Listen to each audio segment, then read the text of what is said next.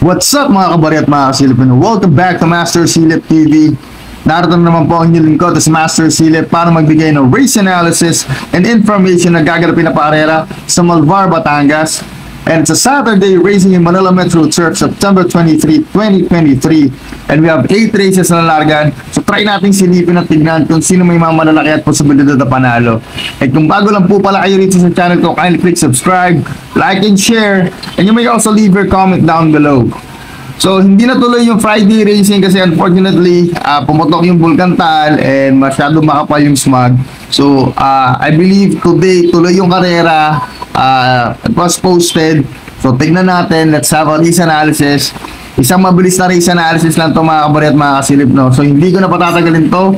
Let's go ahead in 3, 2, 1, let's go! Race number 1 na po tayo mga kabari at mga kasilip. Start ng ating first Peak 5 event, covers races 1 to 5. Dito po sa race number 1 ay may 4 numbers in bettings with a distance of 1,200 meters.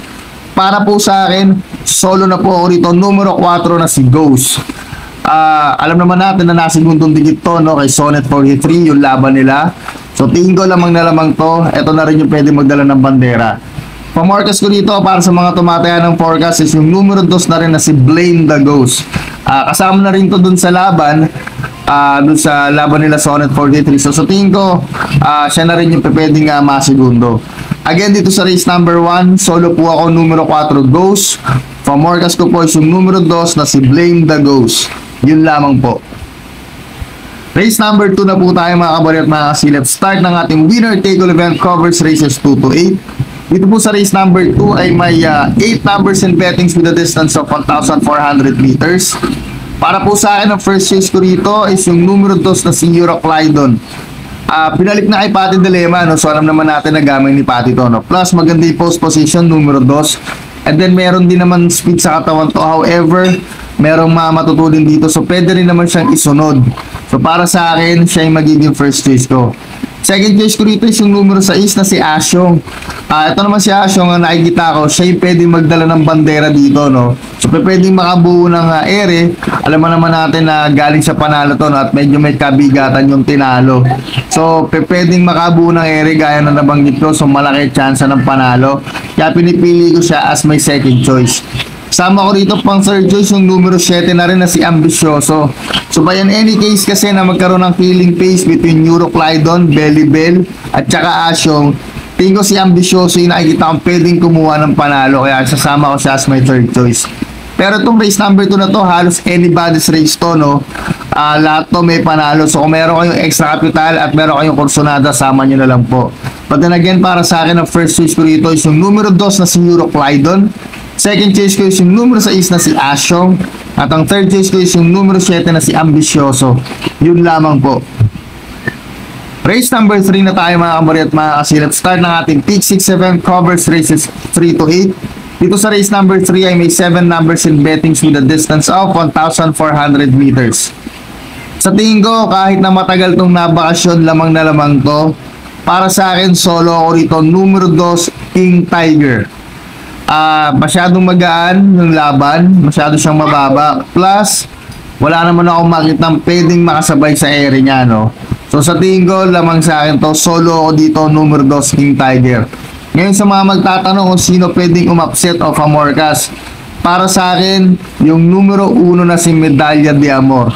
Kung sakaling tulangin si King Tiger kasi baka piliting abulin ng numero 7 na si Golden Sunrise.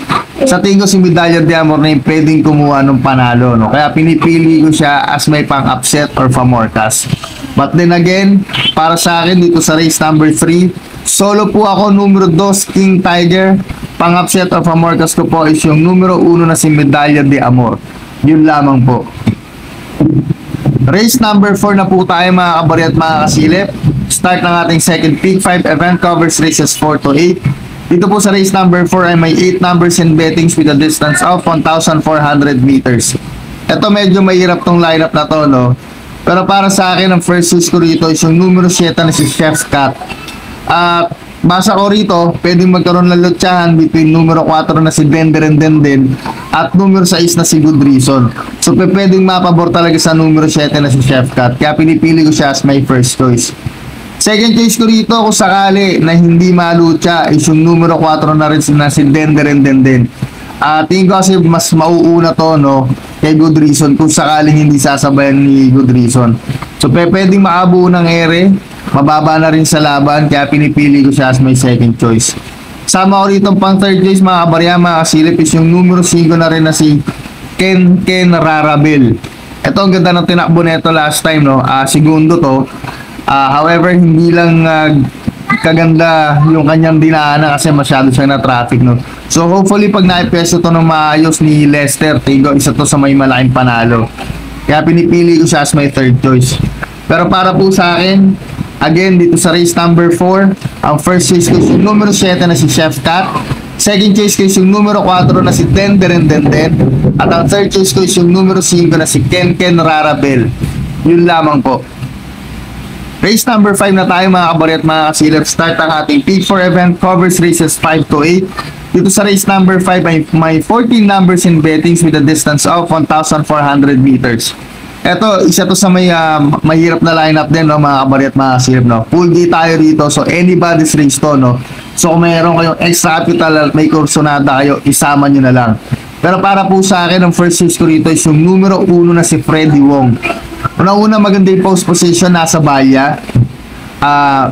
Walang katabing matulin. Plus, tingin ko siya yung magdadala ng bandera dito, no. Although nandyan si Winsome Maxine, however, numero 11 kasi si Winsome Maxine, so medyo malayo, baka hindi niya kaagad makakapitan yung ere ni Freddy Wong, no. So pag nakabu si Freddy Wong, tingin ko lamang na siya rito, kaya pinipili ko siya as my first choice. Second choice ko rito is yung numero 14 na si Frismatic. But in any case naman, ang lucha yung pilit ni Winsome Maxine si Freddy Wong. Tingin ko si Frismatic, maganda rin yung post position, numero 14, no. Ito naman kasi dirimati to. So hindi naman siya matatabunan since ang kanyang post position nasa labas. Kung sakaling maipwesto agad to ni Pabs sa tingin ko at magkaroon ng lutsaan, isa to sa may malaking panalo, no. Kaya pinipili ko siya as my second choice. Sama ko rito pang third choice mga kabarya, mga kasilip, yung numero 4 na si Ran Zafran. Ito nung nakaraan tinesting na to, no. Kung di ako nagkakamali, dumating na segundo o tercero to, no, yung huling outing neto. Ngayon, kung sakaling malucha si Freddy Wong at hindi makarimati si Frismatic, sa tingin ko si Ran Zafran na yung pwedeng makakuha ng panalo. Kaya isasama ko siya as my third choice. Again, itong race number 5, anybody's race to, no. So magdagdag na lang kayo kung may extra kayo kapital at may kursonada kayo. Pero para po sa akin, ang first choice ko is yung numero 1 na si Freddy Wong. Second choice ko is yung numero 14 na si Frismatic. At ang third choice ko po is yung numero 4 na si Ran Zafran. Yun lamang po. Race number 6 na po tayo mga kabari at mga kasilip. Dito po sa race number 6 ay may 9 numbers in bettings with a distance of 1,400 meters. Ako, first choice ko rito yung numero 5 na si Arimunding. Tingin ko ito magdadala ng bandera dito eh. Mukhang solo ere, wala akong makita ibang matulin maliban sa kanya, no. Kaya pinipili ko siya as my first choice. Second choice ko rito is yung numero 8 na si My Dad Bogart. Kung sakaling kukulangin si Arimunding, tingin ko si My Dad Bogart na rin yung pwedeng tumalo, no. Isang senaryo rin kasi na nakikita ko is baka sakaling pilitin ni Chase the Gold na habulin si Arimunding, pero I doubt na makakapitan niya, no. Si My Dad Bogart naman kasi merong isang bigla, no. So pinipili ko siya as my second choice. Sama ko rito pang third choice mga kabarya, mga kasilip, is yung natarserang dikit nung nakaraan, no, yung numero 2 na si Happy Kid. Ang galing ng itinakbo nito, actually dumaan to sa balya, no. So medyo na traffic pa siya ron ng konti.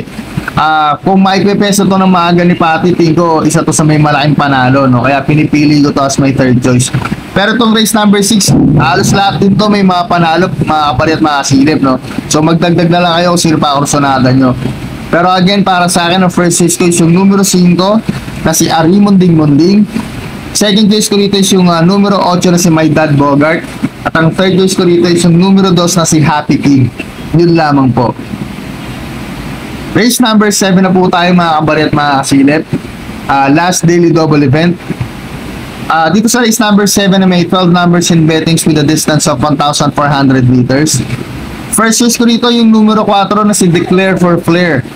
Alam naman natin na magaan yung laban niya ngayon, no. Although medyo napahinga to ng matagal, pero tingin ko kaya niya naman yung ere. Pwede kasi magkaroon ng lutsahan between Grand Laughter, Luticos at Missy Biggie, no? And then mapabor kay Declare for Flair. Kaya pinipili ko siya as my first choice. Pero hindi ko siya sosolohin. Ang second choice ko rito is yung numero 10 na si Atomic Bomb. Yung hilong tinakbo nito mga kabarya mga kasilip, siya lang naman yung pumilit humabol. Kaya tinalo siya ni Bad Boy MJ sa datingan. Tingin ko kung sakaling hindi siya mapapersang humabol sa unahan, isa rin to sa may malaking panalo. Baka pretty much katabi na rin to ni Declare for Flair sa Press 2, no? Kaya pipiliin ko siya as my second choice. Again, dito sa race number 7, dalawa lang ang pili ko. Ang first choice ko is yung numero 4 na si Declare for Flair. At ang second choice ko is yung numero 10 na si Atomic Bomb. Yun lamang po. Race number 8 na po tayo mga kabarya mga kasinip. Final race for Saturday racing. Dito po sa race number 8 ay may 14 numbers and bettings with a distance of 1,000 meters. So sprint race po ito, no? Paratingan to ng ating winner take all, pick 6, second pick 5, pick 4. So magdagdag na lang kayo kung may extra kayo kapital at kung meron pa kayong mga orsonada, no? Pero para po sa akin, ang first choice ko rito is yung numero 2 na si Basket of Gold. Si Basket of Gold, meron naman siyang tulin, although 1,000 meters to, no? Kahit na merong iba pang matutulin dito, si Basket of Gold naman kasi merong speed din naman to, no? At saka pwede rin isunod ka agad to. So even though na may distansya, tingin ko naman kaya niya pa rin makakuha ng panalo rito, kaya pinipili ko siya as my first choice. Second choice ko rito mga barya mga silip is yung numero 6 na si Bisyo Magserbisyo. Ito ang galing ng panalo na ito last time, no? 1,000 meters ata yun or 1-2 kung di ako nagkakamali. Ang tinalo is yung Autumn Shower. And siya yung nagdala ng bandera doon. However, dito, since maraming matulin, tingin ko hindi na siya makakauna rito. Pero, pwede pa rin siyang makarimate, no? Kaya pinipili ko siya as my second choice. Sama ko rito pang third choice is yung numero 11 na si Doña Chichay. Ito naman mga kabarya, mga kasilip, meron din speed sa katawan tong kabayo na to, no? So by any means na baka walang mauna, tingin ko baka ito na rin yung magdala ng bandera at pwedeng makaraos. Kaya isasama ko siya as my third choice. But then again, itong race na number 8 na to, no, halos anybody's race to. So magdagdag na lang kayo kung meron kayong kapital. Para sa akin, ang first choice ko dito is yung numero 2 na si Basket of Gold. Second choice ko rito is yung numero 6 na si Bisyo Magserbisyo. At ang third choice ko rito is yung numero 11 na si Doña Chichay. Yun lamang po. At dyan nagtatapos ang ating Saturday race analysis. So medyo may kalakasan yung ulan mga kabari at mga kasilip. At kung naririnig nyo naman, kumukulog-kulog pa, no? At kumikidlat-kidlat pa actually. So ingat kayo sa pagpunta nyo sa mga paborito nyong OTB. Magdala ng payong. And good luck sa inyo mga kabari at mga kasilip. Pa-follow na rin yung ating page na Master Silip 2.0, okay? And good luck and happy racing. Once again, this is your Master Silip na nagsasabing, bawal ang hard loser, dapat happy lang. Peace out!